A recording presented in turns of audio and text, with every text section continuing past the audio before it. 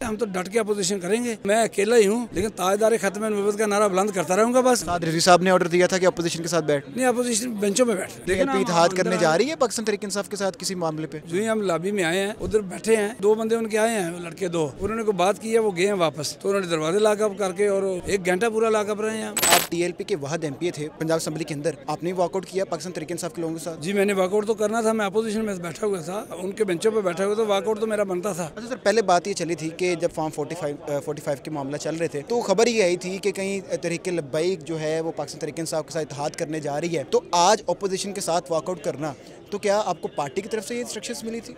नहीं, पार्टी की तरफ से नहीं कोई मिली थी।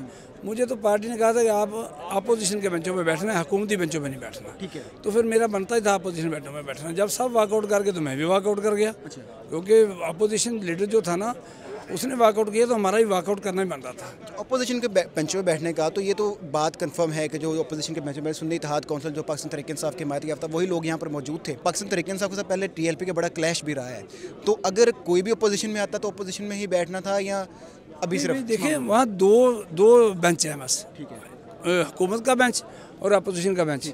तो अगर आपने हुकूमत में नहीं बैठना तो अपोजिशन में बैठना है, तो अपोजिशन वाले को बेंचों में बैठना है, तीसरा तो बेंच कोई नहीं होगा। क्लेम कर रहे हैं पाकिस्तान तहरीक इंसाफ की जो सुन्नी इत्तेहाद काउंसिल है, ये कर रहे हैं कि हमें हमने एक लामती वॉकआउट किया, उसके बाद हम दोबारा अंदर गए तो दरवाजे बंद कर लिए गए, कुछ सच्चाई है इसमें? जी बिल्कुल, मैं साथ था। जो ही हम लॉबी में आए हैं, उधर बैठे हैं, दो बंदे उनके आए हैं, लड़के दो, उन्होंने को बात की है, वो गए हैं वापस, तो उन्होंने दरवाजे लॉकअप करके और काम शुरू कर दिया। हम लॉकअप में रहे पूरा घंटा, हम पूरा घंटा लॉकअप के जब इलेक्शन हो गया इसका वज़ीर आला का, उसके बाद हम बाहर निकल के हैं, लॉक खुले हैं, तो फिर 1 घंटा पूरा लॉकअप रहे हैं हम। तो TLP की क्या पॉलिसी है इलेक्शंस के बाद? अभी अपोजिशन में बैठे हैं तो किस तरीके से चलेंगे इस हुकूमत के साथ? नहीं, इस हुकूमत के साथ तो हम नहीं चल सकते, हम तो डट के अपोजिशन करेंगे। मैं अकेला ही हूँ, लेकिन ताजदार खत्म नबूवत का नारा बुलंद करता रहूँगा बस। ये तो मैं करता रहूँगा और अपना मौका भी पेश करता रहूँगा। मरियम नवाज साहिबा ने कहा है कि मैं जिन लोगों ने मुझे वोट दिया मैं उनके वज़ीर आला हूँ, जिन्होंने वोट नहीं दिया मैं उनकी बहन हूँ, बेटी हूँ, तो इस पैगाम को आप कैसे लेते हैं?